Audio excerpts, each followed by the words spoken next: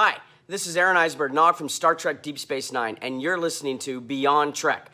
You can follow them on Twitter at Beyond Trek Pod and on Facebook at Beyond Trek Productions. Thanks for tuning in, and may the Great River provide. This is Beyond Trek Podcast, your source for Star Trek on social media and around the web. I'm Big J. I'm Watney. And I'm Dag, the Trivia Master. You can find us on Facebook at Beyond Trek Podcast and on Twitter at Beyond Trek Pod.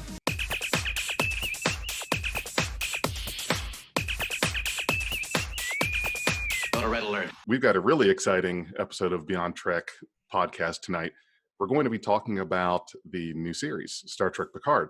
But first, let's do some introductions. I'm Big J. I'm Watney. I'm Dag. I'm Laura. So thank you, welcome all, and I'm the only one not in uniform. I've got my uniform's on the way. Unfortunately, it's coming from China. They messed up the placement of the rank pips the first time. Yeah. So I had to send them some pictures and just say, okay, here's what it's supposed to look like. Here's what you sent me. So that is on the way, and then I will have a proper uniform instead of just handsome t-shirt. So We'll be a full crew. Right. Yeah, we'll have a full crew. Mm-hmm.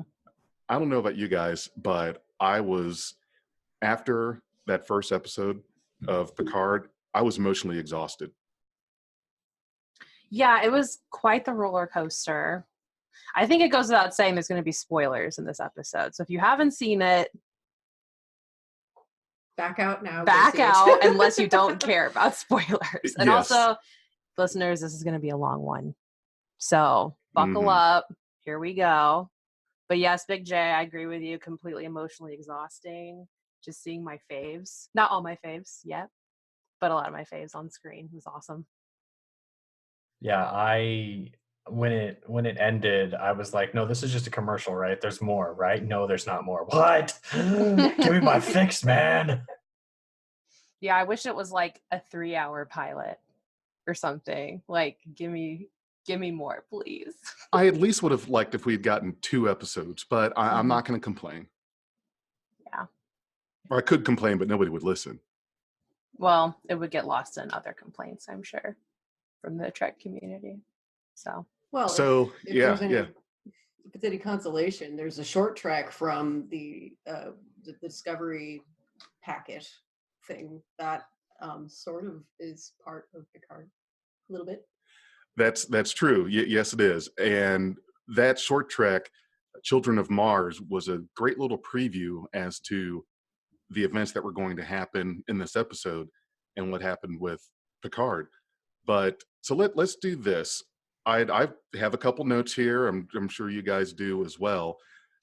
Before the episode came on, I had different predictions, thoughts about what it was going to be like, how things happened, but I was not expecting to get that beauty shot of the Enterprise D coming in and the zoom in to 10 forward.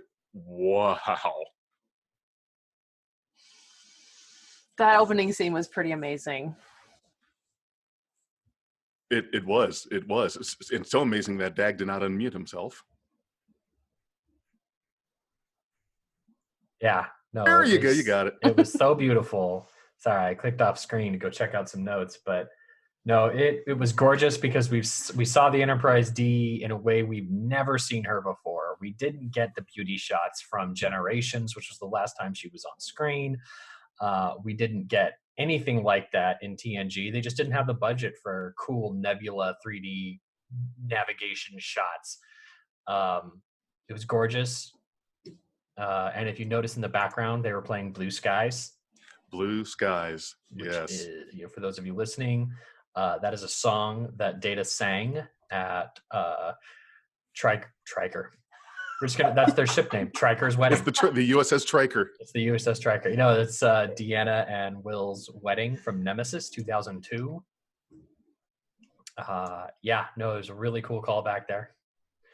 And I think Data looked much better in this episode. There was a lot of kind of furor when the first preview was released and we saw Data, and he just looked very plasticky. And they certainly fixed that up. He looks more how we remembered him at the end of Nemesis. So I'm curious if that was a change that they did in post-production due to fan backlash, if they thought, well, if this were a real android, this is what he would actually look like. And I get that for someone who had, maybe if we had never seen him before, I would totally take the smooth mannequin type look of Data. But I think if they did it, if that was what happened, and I think that was probably a reach, they should not have messed with that. So what do you think about that? Am I crazy? Is that something they did in post-production, or did they just over Instagram filter him and backtrack it? There's a serious difference between the first few scenes we see of Data in the first scene in the poker game and the Data we see later on in the episode. Whether it's a wig or whatever changes, but this hairline changes, among other things. And the Data we see later on we're like, oh, okay, whew, this is much more comfortable. What were you doing at the first one? Scary looking. Like, that's not him. Like, Which is why I think in the previews we all thought it was B4, because it wasn't Data somehow. It was Uncanny Valley with a character who's already Uncanny Valley. Right. He's cute on Uncanny Valley. You're supposed to like him. Yeah. Well, and then the intro music, talk about that a little bit next. That intro music just really didn't do anything for me. It's too, I don't know what, the composer, that's Jeffrey Russo, did I get that right, who's also doing Discovery. What is this kind of slow going and crescendo and a hit at the end? I don't know. I mean, were you guys impressed? But it just didn't do anything for me. It was pretty forgettable. It was. It's not the normal fanfare that the previous series have all had. Except for Enterprise. We're so used. We don't talk about Enterprise. I'm sorry, I didn't mean to. Yeah, we don't talk about. We don't talk about Enterprise. that. Oh, I'll just go. No. No, we're used to this big fanfare, procession, or in some cases almost an overture, and this is a very different approach. It's a very different approach. That being said, that violin solo made me cry because it was gorgeous. Whew. The music is very nice. It's just different. Jeff Russo actually said that the piccolo notes at the beginning and the end were supposed to be reminiscent of the Resican flute that Picard played and picked up in the of course beautiful fifth Give season me my episode, fanfare. Right. But give me my fanfare. Let me hear something that that I won't forget. But anyway, I won't beat that point to death. The show seemed to after the card game jump into things. I wanted to note about the card game thing. Yes, let's hear that. Like instantaneously, we see Picard on the Enterprise D in 10 forward, and essentially for the first time not in uniform while aboard the ship. I mean, there's been some times, but it's weird that he's not in uniform. But also Data is there wearing his uniform from Nemesis. He's not wearing the TNG uniform, but he's on the Enterprise D. That was the first thing that clued me into this being a dream. But when Picard says what he said in the trailer, I don't want the game to end. Here we have Picard aboard the Enterprise D, the glory days, with his friend Data as he remembers last seeing him, playing the poker game that was basically how they sent off the Next Generation. And having him say, I don't want the game to end, and just capturing all three of those elements in one swoop was narrative bliss. It would make me cry right now, just talking about it. It's just very emotional to see it was everything kind of come together there. And I just really felt for Picard in that moment. Well, then you get those feelings for a moment, and then a couple minutes later Dodge goes all Jason Bourne on these dudes that show up in her apartment out of nowhere. That's a big complaint I have, and I don't want to sound Trek beardy. But Dodge activating reminded me a lot of River, like I said, River maybe a Tam couple from days ago from Firefly. And, it's like the classic, this girl, even though she's a secret weapon, needs help from somebody else. Okay. And it's kind of this trope that I'm hoping does not rule the narrative. I mean, we saw some things at the end, that happened with her, and then, oh, wait, she has a twin. In fact, all of these synthetics, these human-like synthetics, have a twin. So it was kind of like a cop-out in a way. So I'm wondering what they're going to do with that, and if Dodge is really dead, because you don't see her, like, technically die. I mean, you see her get burned, but she's a synthetic, so. Oh, she exploded. She got blown up. She got fully exploded? Completely exploded. Oh, I thought you just saw the fire and then Picard getting, like, thrown. Well, but that was one hell of an explosion. If it threw him like that, there's no way that Dodge survived. And that's my theory. I'm thinking that her and her twin have to be some kind of advanced synth. But here's the thing that I didn't get. I want to talk about the synth themselves. So what you mean to tell me is that they had B4 that they were studying off of, and Data had done a backup of himself on a B4. And I can tell you, being in IT, there's nothing worse than doing a backup and then trying to do a restore and have your restore fail. And that's what it seemed like it happened with this. They got him in a drawer. Mm-hmm. So here's the thing. Data was discovered in 2338. And before then, there was Lore. And then before him was B4. And somewhere in there, I can't remember at which order, but somewhere in there was this completely lifelike, human-like android that Dr. Soong created, which was their mother. So, and I'm not sure. Do you recall who was first? Was it the B4 Lore then Mom, or like B4 Mom Lore Data? It probably doesn't matter. I think it was B4 Lore Data Mom. Okay. I'll take that. So anyway, let's say 2335, just a nice round number as to when they, B4 was created. So you mean to tell me that fast forward 60 plus years, that with all the technology and advancements that the Federation has, that they have not been able to duplicate Noonien Soong's work? And how did he have the means and the equipment, et cetera, to pull this off? Not once, not twice, not 3 times, 4 times. He's churning them out, but however, Starfleet and the Federation can't get it figured out. I'm a little, I'm not sure if I can really buy that one.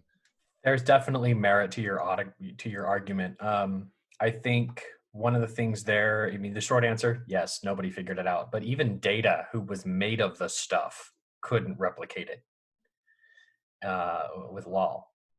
She was operational for a very short period of time, and then everything broke down, and she went into a box. So that's going to be a difficult question to reconcile as the series goes forward. And it might have just been a little bit of hand waving of, we're not going to talk about how this was. We know there are other synths. How they were constructed is not yet revealed.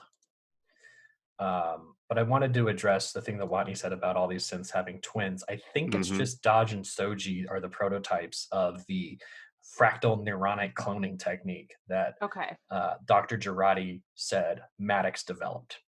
And if you remember Maddox from Measure of a Man, he's the guy who put Data on trial because he wanted to take him apart. So cool callback. So I thought I heard, and this could have been totally wrong because I usually get a little overwhelmed, like the first time I'm watching an episode. The Romulan that approaches Dodge's twin, what's her name again? Soji. He's not a synth because he said he had a twin too. He said he had a brother that was not a twin. Oh, right. Okay. And well, he could be lying. I totally think he's lying. absolutely, totally, 100% lying. But it wouldn't be. I wouldn't put it past me. The hair. Yeah. I wouldn't go so far as to assume that like he isn't one because of his intentions, and maybe he's like trying to get her to go somewhere, or I have speculation on that. He could be just a regular synth that looks like a Romulan who's trying to get close to this other synth who was developed from this really awesome technique, and he wants her code to make more synths so that the synths can continue whatever it was they did that made them bomb Mars. yeah.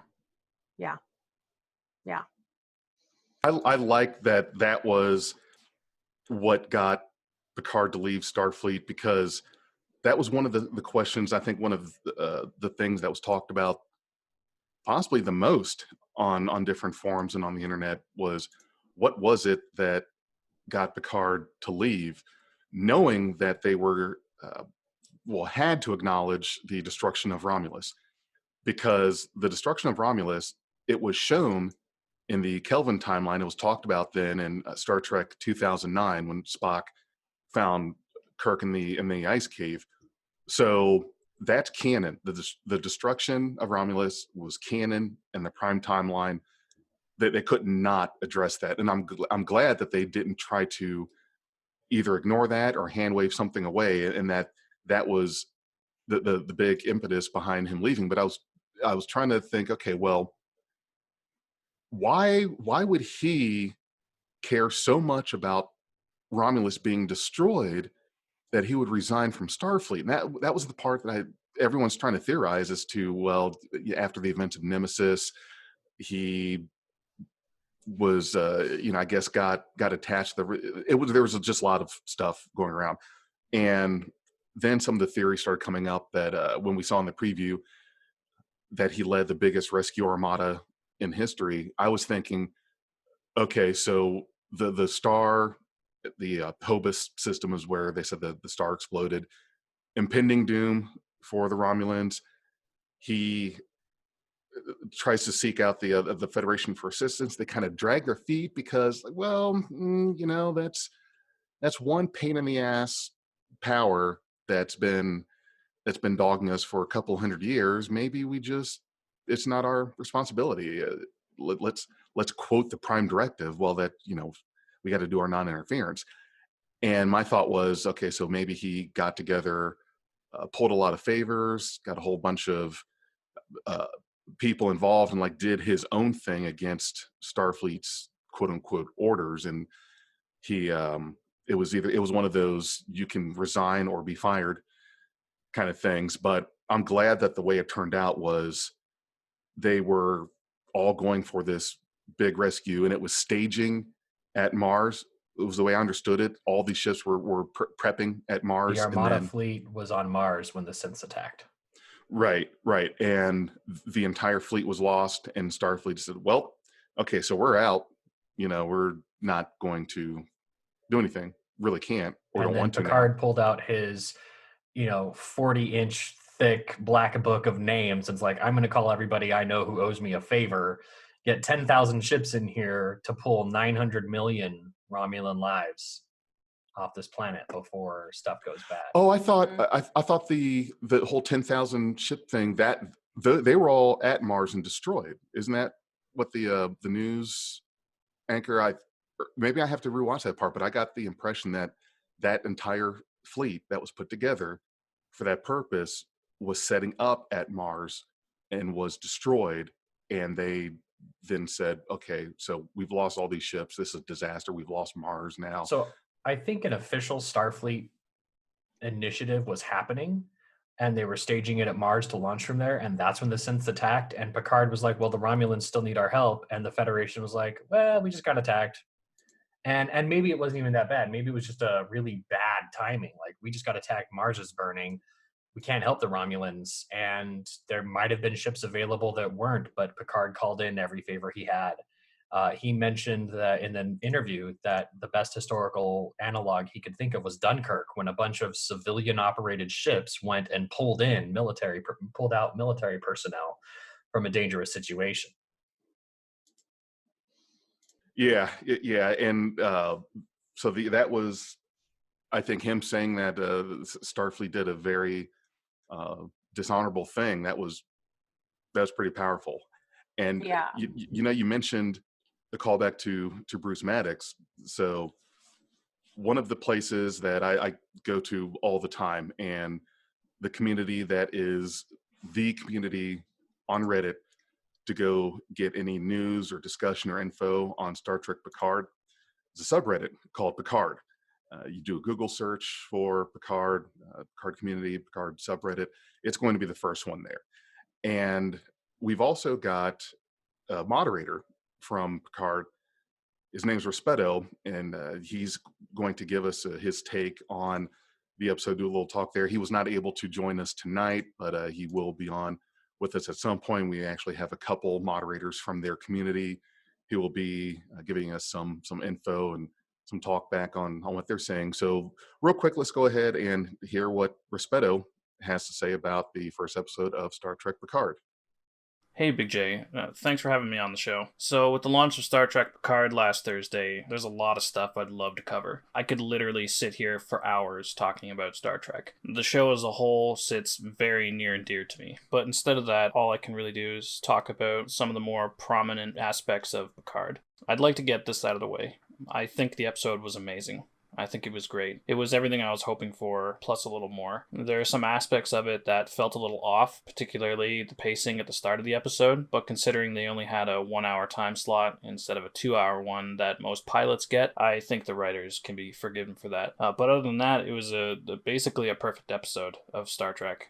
The writers did a really good job at holding true to TNG's essence.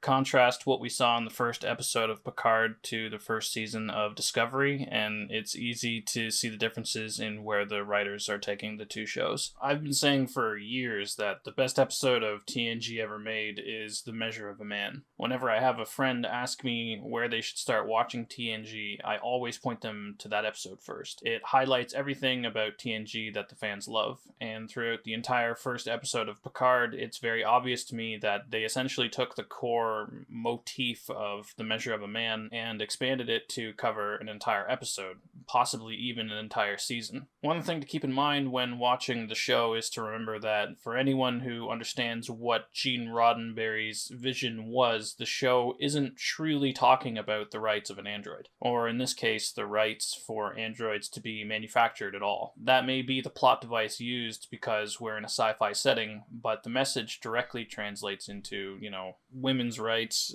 equal rights between ethnicities and racial minorities, that sort of thing. Something I feel was handled very poorly in Discovery, if I'm being completely honest. One of TNG's most defining features was the idea of show, don't tell. TNG showed you what a truly strong, capable leader does when put face to face with ethical and moral dilemmas. In this case, it's about an android's right to make their own choices and form their own destiny. And none of that was lost throughout the years. The writers of Picard truly understand what TNG was about and what the character of Picard stood for, and they translated that very well into the first episode. All in all, I'm very happy with what we were presented.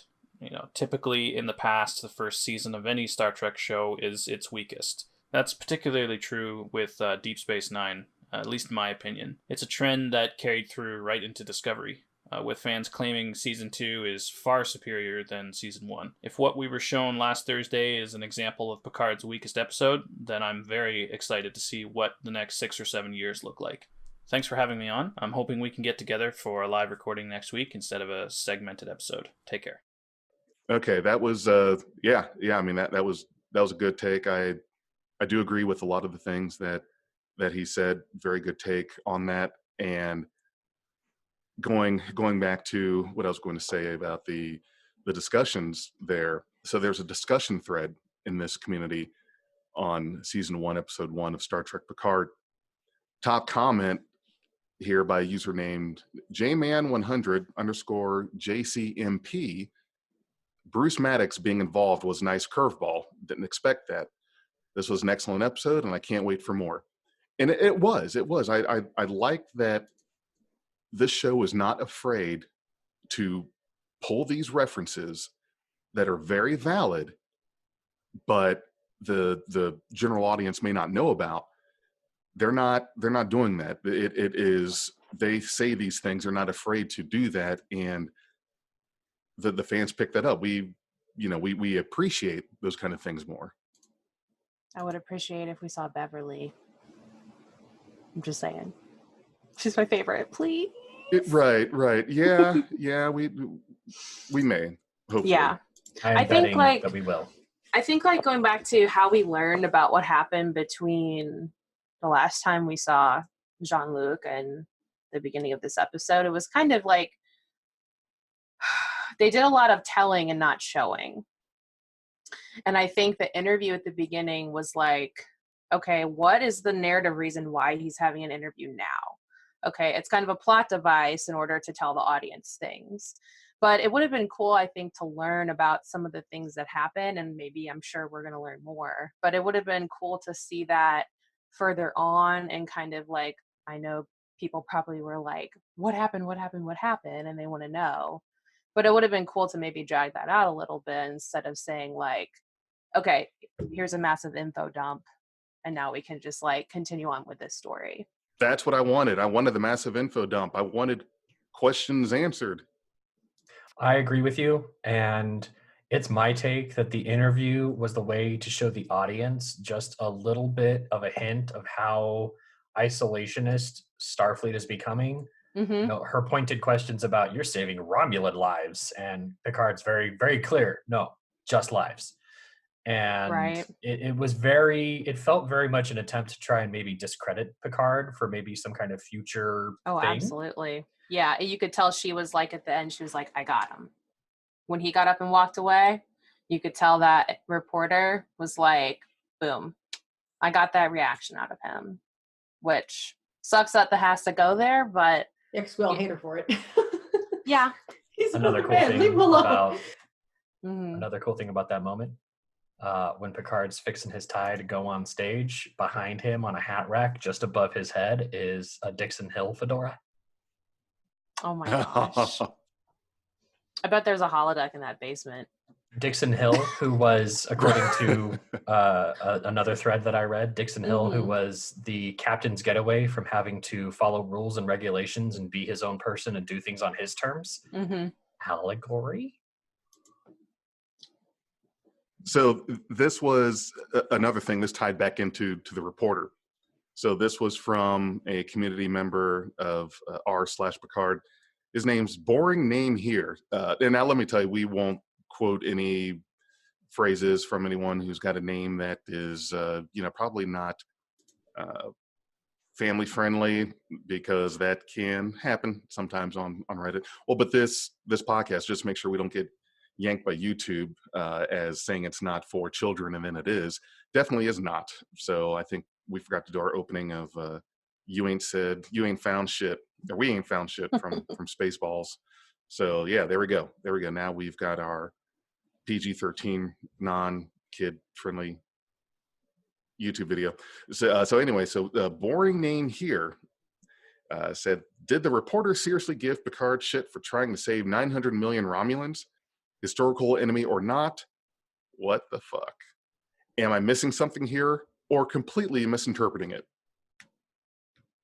No, and wow. This is, see, this is the thing I got all excited about with this, because we see a lot more.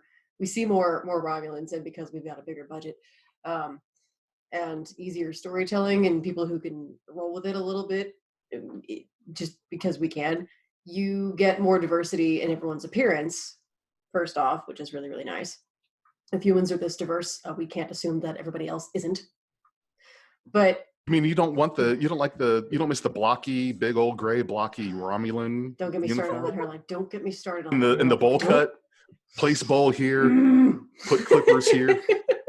And I'm like, they're not this cookie cutter. Stop it. Anyway, but I mean, if we're looking at Nemesis being the last time that we saw the Romulans in this timeline, pretty much the last time we really interacted and saw them, like their government just got blown to heck. They don't have leadership, and now like the second power they trusted to help them expand or grow or develop or whatever betrayed them. It was like, first it was Dominion, and then it was Shinzon, and it's like, well, I'm sorry, We can't get a break. the Romulans in Star Trek 2009 are from the prime timeline. So that was the last time we saw from the prime timeline Romulans, all bald and tattooed. Mm-hmm. But still, I think Forgot like about instead that. of Starfleet and the Federation using the disparity of this civilization as a way to gain an ally, they pull back.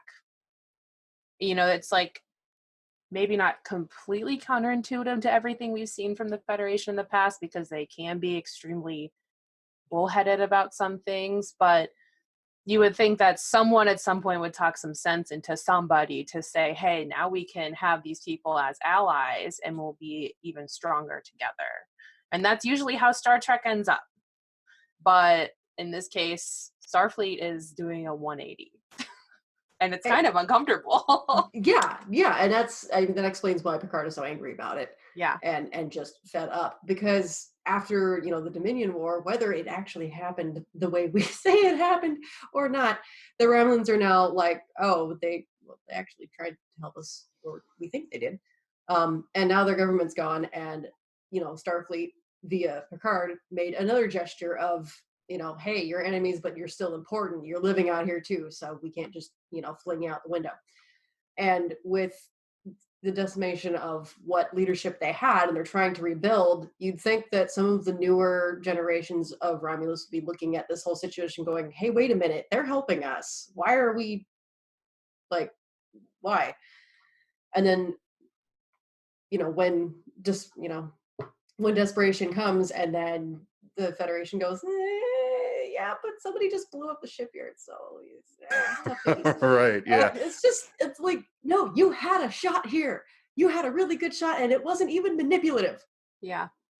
Well, I'm very interested in the explanation of that. I want to learn more about why they're being the way they are. I think the motivations of Mars is one thing, but I think that maybe that was the straw that broke the camel's back a little bit into them making that decision, and maybe this mentality has started to grow. So I'm interested to know, like when he goes in and talks to, people, leadership at Starfleet, what other answers are we going to get? What are there things behind the scenes that were going on to make this decision come to fruition?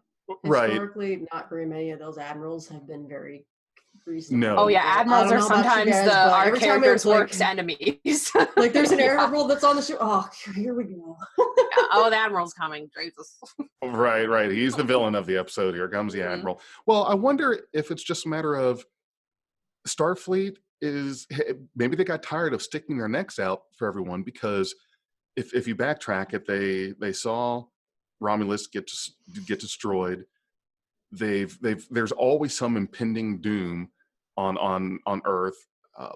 Shinzon and Nemesis, that ended up being his end plan, was to go to Earth and just destroy everything. There was the Dominion War, Borg threat. There was a war with the Klingons briefly. That was during the DS9 time. Cardassian War. It's just war. There's all these wars, all these enemies and fighting, things like that. And maybe that was something coming. It was, okay, we're maybe this is not a good thing, us sticking our necks out for everyone, because there have been a lot of races that have pushed back on the Federation and their expansionism. So I think that we are going to see a more isolationist type of Starfleet now. And it's a great connection that we have from the Next Generation show, the movies, and then into this. Plus Discovery. Right. Plus Discovery. That's a whole other puzzle piece. Oh, that right. That is. Yeah. Well, did you guys catch the Discovery tie-in just in Picard? Just very minor. Aj's boyfriend was Zahian. And the same as Poe from Discovery Season 2. Yeah, so talking about that kind of stuff, Zach, do you want to go into some of the Easter eggs that you found? Because I know that you were you got Easter eggs. Combing through some stuff, like maybe a little Ferengi thing, or Dag, maybe... the trivia master. I have so many Easter eggs. The Easter Bunny can take the next decade off. Ba-dum-tsh. We also have humor on our podcast, folks. Mm-hmm. Sometimes. All right, let's get some Easter eggs. All right. Let me.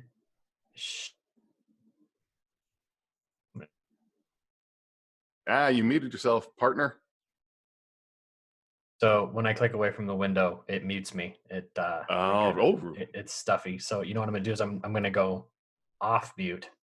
Yes, please do. And then, all right, bear with me, everybody. If you mess up, I'm not editing it out, so that way we just get these out there and it feels more real. All right, can you see this beautiful Boston skyline? Mm-hmm. Hello, Yes. Boston. Good evening. So I want to thank Murphs, who's a frequent contributor to Beyond Trek, for grabbing this incredibly detailed HD background of the skyline that was shown for about 3 seconds. There's three big things of here Greater Boston. I want to talk about in this column. Some of our more attuned listeners might recognize this symbol as the Ferengi symbol. I will just go through all those Easter eggs. This is the Ferengi symbol, and I feel like this is some kind of formal thing. This might be an embassy. I headcanon that is the Ferengi Embassy Casino. Oh my god. That's so Nice. on point. I love it. Yes. That's headcanon for sure. That's amazing. I think that's what they would do. You want to do business here, you got to pay to get in. You want to take the elevator, The house you gotta always pay to wins. go up. The house always wins. Another thing about this area here is this billboard down here. It's kind of obscure, but you get a little grab of it, and what you're going to see is two side-by-side images, one from Deep Space Nine, one from Picard. And this is Cassidy Yates' shipping label from her company, Cassidy Yates Interstellar Freight. Holy shit. And you can see the word Cassidy is pretty clear right there. Yes, and absolutely. The gradients are spot on. This is very clearly an ad for Cassidy Yates business. Good So find. We've got our second DS9 tie-in after DS9, in my opinion, was the Ferengi show. Oh my gosh. If we're going to think about that. And then the last one, down here at the bottom, you see kings. And the only kings that were significant in Star Trek, again, another DS9 callback, Buck Bokai. This was Cisco, obviously, he's the baseball guy, right? He idolized Buck Bokai so much that his imaginary friend came to the station in If Wishes Were Horses. Mm-hmm. Now, a lot of people who posted, when I posted this originally, they were like, well, that's probably just a callback to the Boston Kings bowling alley, and I don't know anything about that. But the logo and the font here is just too spot on to not be a direct callback. And it makes me wonder that in Cisco's wake, did baseball make a comeback? It has to have. That's the exact same thing. Right. It's the exact same thing. Right. Is there a Kings Arena in Boston now? Somebody did point out that the most extravagant thing that Star Trek said about baseball was not that it would fall out of popularity in the 2040s, but that London would embrace a baseball team. So yeah, those are the images that I grabbed to share. Some of the more nuanced stuff. If you were eagle-eyed during the poker game, you noticed that Data dropped 5 queens of hearts. Uh-huh. Five queens of hearts, and just a tiny little bit of digging deep into what the Queen of Hearts means as an abstract idiom. The Queen of Hearts promotes dreams. That was a dream sequence. It is symbolic of the adored daughter, Daj, Lal, possibly Soji, depending on Data's painting. Mm-hmm. And it also indicates that people born under the sign of the Queen of Hearts have an incredible aptitude for mental potential. And both Dodge and Soji were embracing careers in very high-tech fields. quantum consciousness. Like, that's amazing. Awesome. Astral projecting is what it is. That Lao, however you want to pronounce it, Lol. Data's daughter. So he's got this yearning for daughter, and they didn't bring up the fact that he actually did make one. No, I mean Picard did that. Picard mentioned Data's desire to have a daughter, but Failed to mention Law. yeah, didn't mention the fact that he actually attempted. Yeah, that was like, I was like, are we just forgetting about this cute little nugget that Just we one had for like a throwaway whole line. episode? One throwaway line. He tried to do that once. It didn't work. Done. It's essentially it's a sentient creature you created. If it's your daughter, there's a bond most of the time. It might have been a little tough to deliver to Daj in the moment because she was already having a crisis and twisting everything he said, and he had to constantly bring her back. She was spiraling real hard. That probably would not have. I get why served a great purpose. conversationally it wasn't a thing, but I will always remember you, Lol, and hopefully we see you again someday. And Haley Todd, if you're out there, we love you. I also like to point out that I thought from the get-go that Daj looked a lot like, gee, you look a lot like Data if you were, actually related. Yeah. Right. And Dag has an interesting point on that. I went and looked up Haley Todd's IMDb page. Again, Haley Todd played Lal in the episode The Offspring.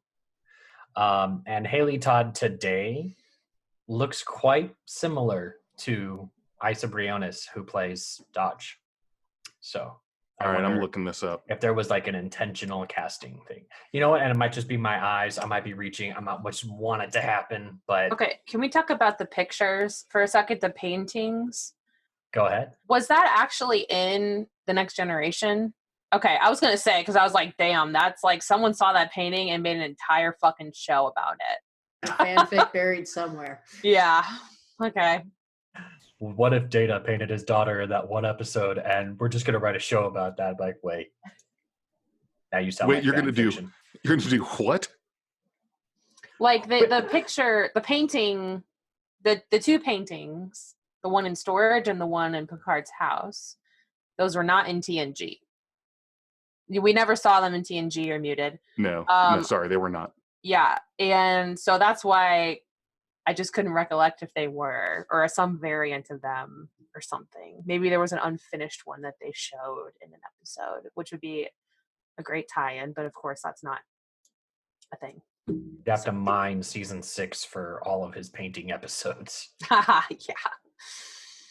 Well, I do agree with you that I think that there was, in regards to the casting of the part of Daj and Soji, you would think that they made it pretty obvious that okay, this character, this person, if you could think of a female version of Data who would look human, this would be what that person looks like.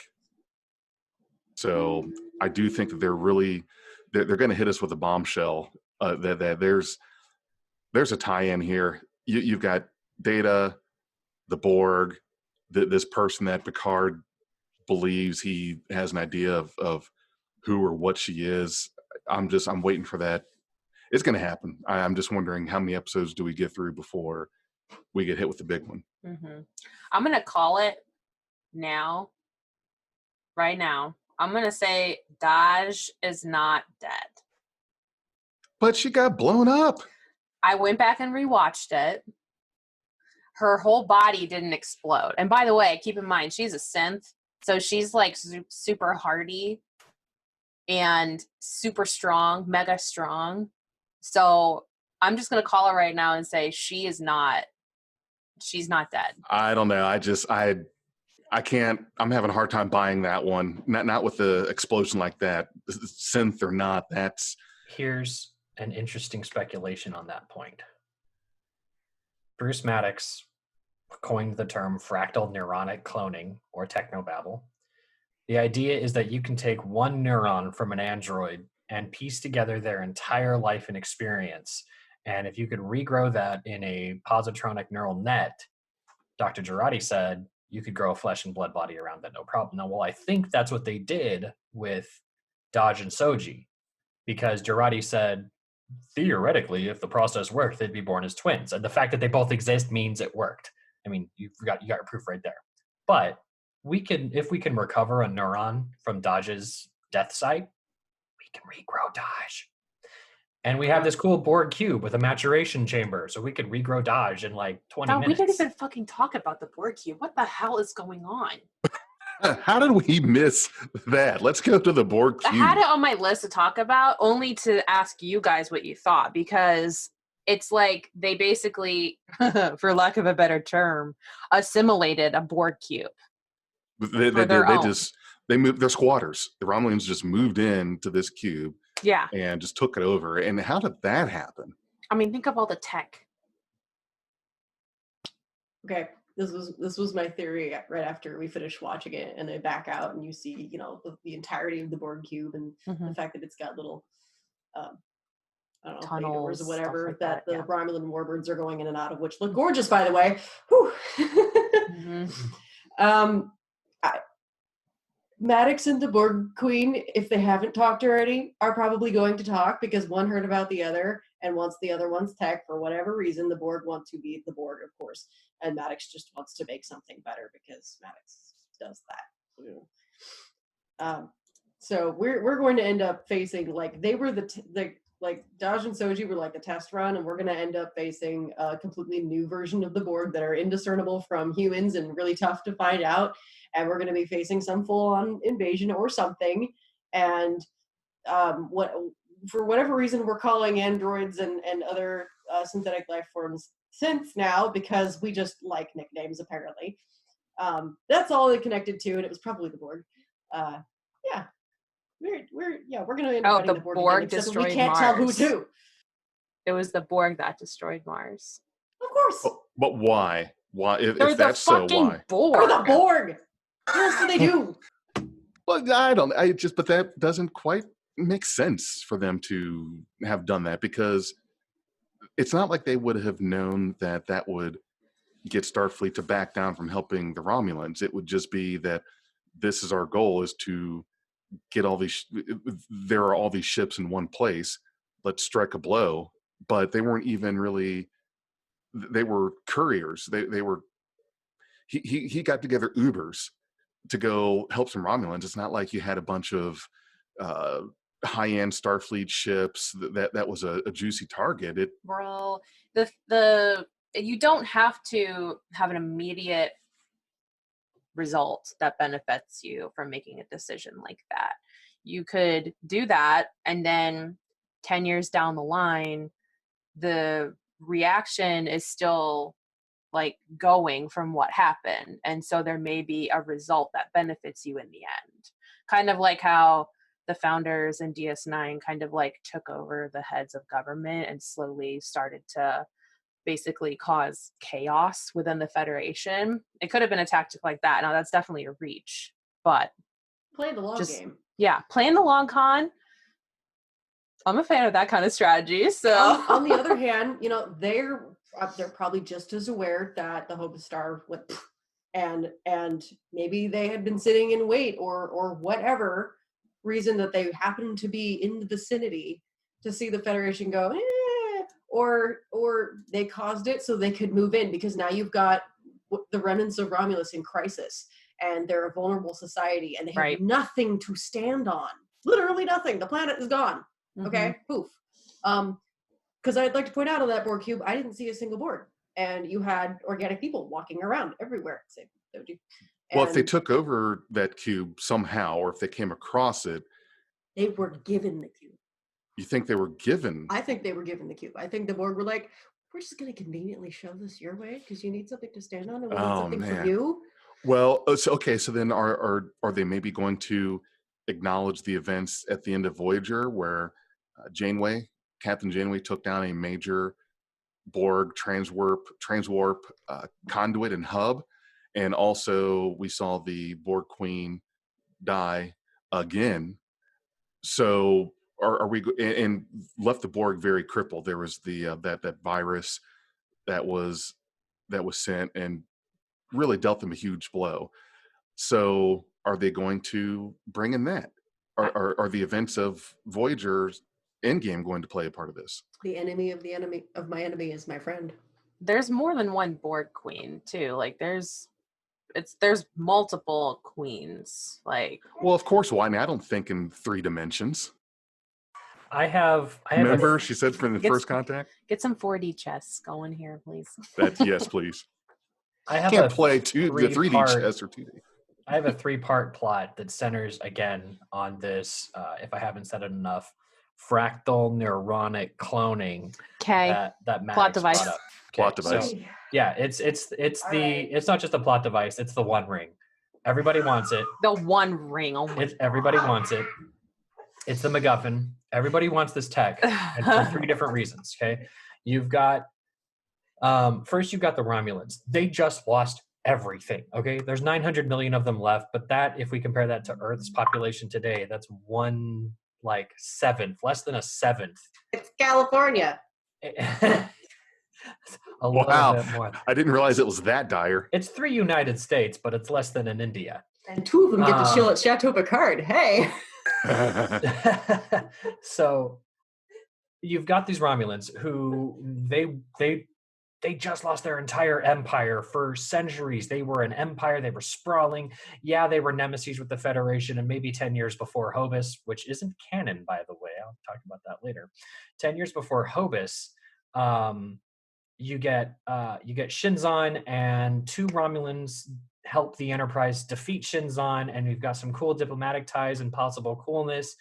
And I'm just thinking, like, for 10 years, maybe we had some cool diplomatic outreach with the Romulans, and then they lose their star, and then the Federation's like, no, we tried, we're not going to go there.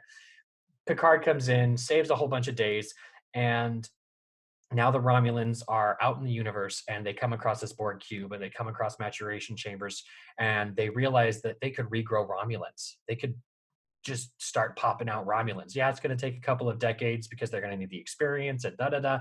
And all of a sudden, there's this guy who's talking about fractal neuronic cloning who can take an android positron neuron and reconstitute the entire existence of that android. And what if he found a way to apply that to a biological neuron? And we have DNA from our friends and loved ones that we lost in the supernova. Can we regrow the entire Romulan civilization basically overnight and reconquer what we lost? And put them where? The Romulans want this thing. There's plenty of worlds in the Romulan Empire that probably weren't destroyed by the supernova. So the Romulans want this tech to regrow their empire. The synths want this tech to regrow more synths. And the Borg want this tech to regrow what they lost when Janeway blew the crap out of them 30-odd years, 20-odd years ago. So, this is why we see, in that preview, there is that Borg that opens his eye for a split second, and it took me like 5 minutes of trying to screenshot it right to get it. But we're going to see Borg, and we're going to see more Romulans, and we're going to get to the bottom of this synth thing. But will we see Beverly? Yes. You're really wanting to see Beverly, aren't you? Can we regrow her? She's there. She's around. We can't. Please.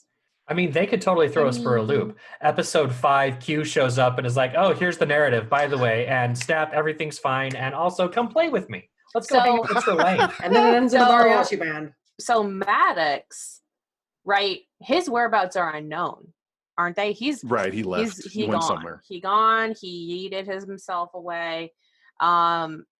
So still unknown. What is he doing? Making the Fountain of Youth, clearly. He's probably dead. Maybe. Playing Rocket League somewhere. No. You don't. No one's ever dead unless you see him die on screen. Well, that's true. It makes sense that if people what if Beverly's with him? They wanted Dodge. They knew what Dodge was. When they broke into the house, they knew what Dodge was. They even said speak English. Like they wanted Dodge to understand them. Or not know who they were. Right. Who are they? We saw them with their helmets off, right? They're Romulans. Okay. They're Romulans. Yeah, that's what I thought. So why are the Romulans trying to get a hold of Dodge? What if Dodge and Soji, I think Maddox is the father that they refer to.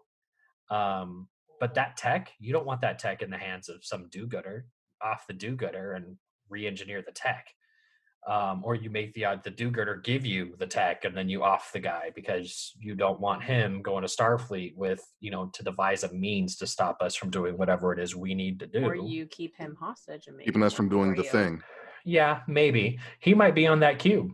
That's my other thought, is he might be on the cube. We would have probably seen him. No, we're only one episode in. We got lots of time. How many episodes are in the season? Is 12 or 13? 10 or 12, but we're going to get 2/3 of the way through before puzzle pieces start getting put together. I think so. There's plenty of time. And I read this article on EW.com that there was a complaint about we went nowhere. We're on Earth, yada yada yada.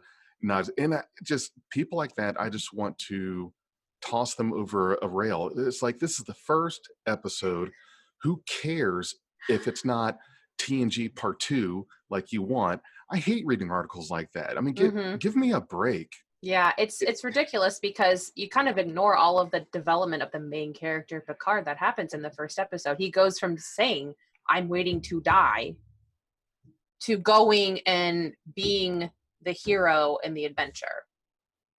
I mean, that's... We went from San Francisco to France and back like 4 times. To a Borg cube. I mean, sure, we didn't leave the planet immediately. That's like saying I want to see you go to France in 5 seconds. Yeah, like in all of TNG, that's like saying you never left the Enterprise. Right. So we never went anywhere. It was a bottle show. They had a word for that. Yeah, people that do stuff like that, I don't listen to them because that's a real load of shite. You said that was an article? I'll get you the link. Let me see if I can find it. Nobody found any joy in the dog. I thought the dog was great. Puppy is always pure, wholesome, good. Adore the dog. Puppy especially baby. Love it. It's a pity. Some rescue pity love. Mm-hmm. And that was Patrick Stewart's doing. He advocated for Picard to have a dog, and he is an advocate in real life of pit bulls and rescues. Mm-hmm. And so they got this novice actor named De Niro to play number 1. And all of the actors and set people said that De Niro was nothing but a delight on stage and somewhat hard to work with. Of course. I mean, that scene when Dodge is walking up and De Niro in number 1, like, the dog notices the person first, and he looks like he's charging off. Well, not because he's a pit bull. They're kind of like stalwart and they have a wide set gait and how they do that. And he like skids to a stop and his tail's wagging because he's looking like, "You're a good person." I'm like, I'm a good boy. I can't get over You're this a dog good right girl. now. Everything's good. Just doing my job, Can we talk about Dodge's mom and how creepy that was? That was creepy. Yeah, what was that all about? Oh. So we get this hologram, and Dodge is freaking out. Yeah. Mom, people are trying to kill me. And Mom's like, go see Picard. And she's like, I didn't tell you about that. And the hologram glitches and goes, of course you did. And it's just like, whoa, someone's got Dodge's comms on intercept. And a really nice deep fake there, maybe. So here's the thing. Why would the person tampering with the comms want her to go see Picard? Well, I just think there's a line there. The activation was set up to trigger that subroutine to get her to go to Picard. Mom set that up. Because Mom's in on it. Because her entire life growing up in Seattle and all that stuff was designed. It's giving me vibes of like everything I do is like everything Dodge does is planned out. So does she really have like free will? Well, at the moment we think she's dead, so no. It's kind of like Altered Carbon. Have you guys watched that? It's giving me Altered Carbon vibes, where it's like, I've been programmed to do X, Y, Z. Am I really making my own decisions? Or no, it's like Westworld too, with like the androids there. It's like, I was getting iRobot vibes. Yeah, it's very, very, very apt for the setting, for the scenario. I like it. So I will say, I think I've complained a little bit, but I do like this episode, and I want to see more. and I left with a really good feeling about it. I just like hope that they don't fall into traps narratively that aggravate me specifically. But overall, I think it's very good. I'm excited for more.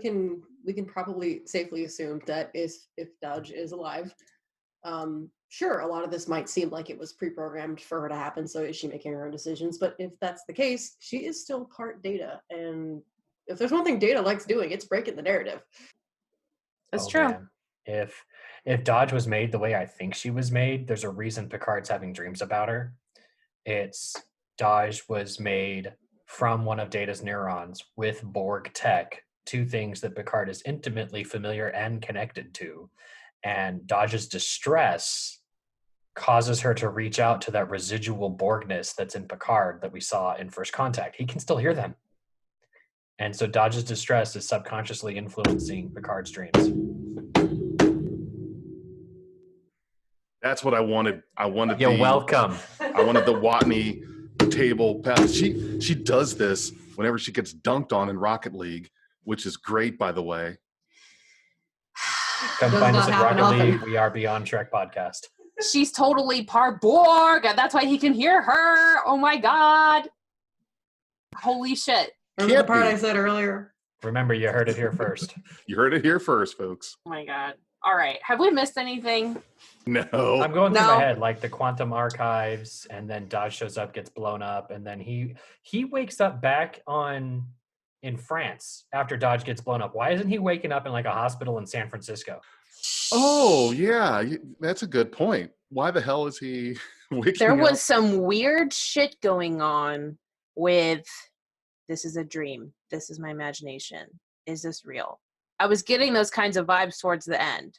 As that kind of stuff was unfolding, he was back on the Enterprise D. He was like, having flashbacks to that. It was kind of all muddled together. So I don't know how he got back. Was he even back? I don't know. I got the sensation of him looking out of his house, like disappointed. And who were the two Romulans who were hanging out on Chateau Picard? How did they get there? Why did they constantly call him sir? He Well, probably apparently- saved them during the evacuation, bonded with them, and let them live at his house, and they're kind of his caretakers. I That's how I heard that assume. that's covered in the comic. There's a comic leading up to the series, which of course the comics are not canon, but if you, and they may establish who they are exactly in another episode, but I think if you want to know immediately, or at least what the comic said, then that's in that this Countdown to Picard comic. Mm-hmm. That reminds me, I did mention earlier that I was going to get back to the Hobus thing. The term Hobus has not been mentioned in canon sourced material. It wasn't mentioned in Star Trek 2009. They said that there was a star that threatened to destroy the galaxy. Well, And where'd we get Hobus? We got that from Beta Canon comic books. Oh, okay. So the interviewer at the beginning doesn't say the Hobus star. She doesn't say a star in the Romulan Empire. She says the Romulan sun. She doesn't name it, but it's got people confused about whether the Star Trek 2009 thing is this or that, or if the interviewer was being purposely vague. But it has not yet been firmly connected in canon that the Hobus star and this Romulan sun are the same thing, and whether the Romulan sun is actually the planet around which Romulus and Remus orbit, or if the Romulan sun was just a sun in the Romulan Empire. It just hasn't been firmly established. Right. Well, but the way that Spock tells it, the old Spock in Star Trek, and his story is canon because it happened in the prime timeline. The way that he tells it, and I'm trying to pull up the movie right now to remind myself, but when he's telling the story, he said a star exploded, and the way he tells it sounded like it was not in that system. It was not the star that Romulus orbits, because there was time to say, okay, this star exploded, the shockwave is heading towards Romulus, at some point is going to hit it, and there was just some exposition there that made me think that they saw it coming. there was enough time there was enough time for it to have not been there, is what it sounded like, that this was in a whole other system and it was coming their way, but it wasn't their star. Because in an explosion like that, let's just say that were to happen in our solar system, how slow would that explosion have to be, the shockwave of that have to be, for someone to put together a rescue force of 10,000 ships, for the Federation Council to drag their feet on helping, et cetera, et cetera? That would have to be a very Science slow fact. moving. If the sun went supernova, it can't because it's not big enough. But if the sun did go supernova, supernovas explode about the speed of light. So we'd have about 9 minutes to go, everything's hunky dory. And then at the speed of light, we would see the explosion and burn. It'd be the same time. Yeah. So Yeah, 8.5 minutes. I was about to say, it would be like, we'd get like 8 whole minutes to, yeah. We wouldn't even see it coming. By the time We we wouldn't saw it, know. we'd fry. Yeah. The explosion would hit by the time light had traveled. Huh, it's kind of Maybe. right. Yeah, exactly. Why not? I mean, be crispy. But, okay, before we wrap, I want to say we're getting Guinan for season 2. Season We're 2. getting Guinan. We're getting Guinan for season 2. And did you guys watch The View when Patrick Stewart was on it? He was on tour. He was press touring for Picard. She was so giddy. She was like so happy, and then she was trying to get the words out to say like Starfleet or Star Trek was one of the best times of my life, and she couldn't even really say like the whole thing. She was just so excited, and I was just Wow. it was so wholesome and Have beautiful. Have you heard her tell her story about how she got into Star Trek as a kid? No.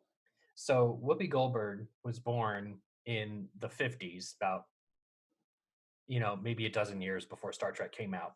And in the 1960s, Star Trek is on the air, and she's turning on the TV, and she's watching Star Trek, and she sees Uhura, Mm-hmm. another Black woman who's on TV, who has a esteemed job working with a bunch of people.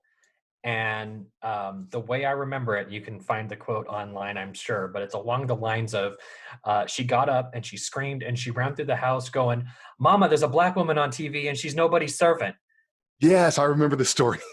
Yes. That's amazing. And on one hand, I love that story. It's very uplifting and happy, but it's also a reminder that was only 50 years ago, and the Right. sentiments at the time were that how far we've come, Star Trek, boldly go. Right. That's why Right. what Picard is doing is so important still. We have to save up some energy for the next episode. Mhm. We're definitely going to be doing this again every week. So we've committed to doing a podcast every week to talk about each episode, which is going to be a lot of fun. I think do these videos, and we'll have the audio. And please subscribe to our YouTube channel. Go to YouTube and search Beyond Trek Productions. You'll find us there. We are also on Facebook. And we have a Patreon. We have a Patreon going as well. That is, Watney, I believe, are you in charge of that, or are you just taking the donations we get and Sure, buying it's yourself just donations, Star Trek? right? Oh yeah, we have millions of memorabilia. backers. Right. I can feel the sarcasm coming from your camera. Good, very good. No, Patreon would be great, everybody. It's just Beyond Trek. You'll find us there. We're going to be uploading our new episodes there, and we got some really cool perks for our subscribers. So, Can you tell us about a couple of those perks? So, wow, you put me on the spot, Big J. Well, They got to be ready. Never know when I'm going to do that. Yeah, it's true. I mean, you get to do some cool stuff like, you get to contribute to topics we might talk about on the podcast. I got to pull it up right here. I was just testing you. Oh, okay. So Well, I wrote them, so. yeah, right. I wrote it. Yeah, you're right. So the ensigns, that's $1 per month. Ensigns have a chance for a shout out at the end of all feature-length podcast episodes. Mhm. And then we have the lieutenant rank, that's $5 per month. Receive all the previous tier rewards. You'll also have access to topic polls, behind the scenes, and other exclusive content. And then the commanders, that's $10 per month, receive all previous tier rewards. But then in addition, you'll also have access to a private Discord where we will hold monthly live streams and discussions, hangouts, etc. So some good stuff there. Good stuff that we're hoping that if you folks like our podcast, will contribute like our to podcast, that. like our faces. Yes. We just want to see you. And you know what would be great? We'll have to do some kind of call-in.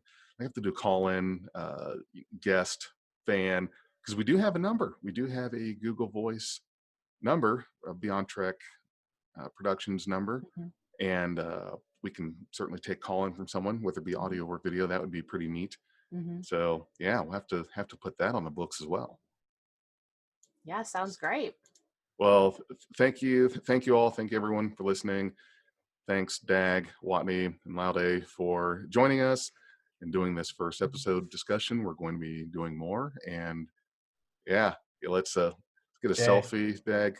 All right, I'm smiling. I just got a text message from the Easter Bunny. He's pissed off about my claim. He's going to sue us for libel. The Easter Bunny suing for libel because you had too many Easter eggs in the episode. You can bill us. Well, we made it, everybody. We're famous. The Easter Bunny's coming after us. Easter Bunny can suck it.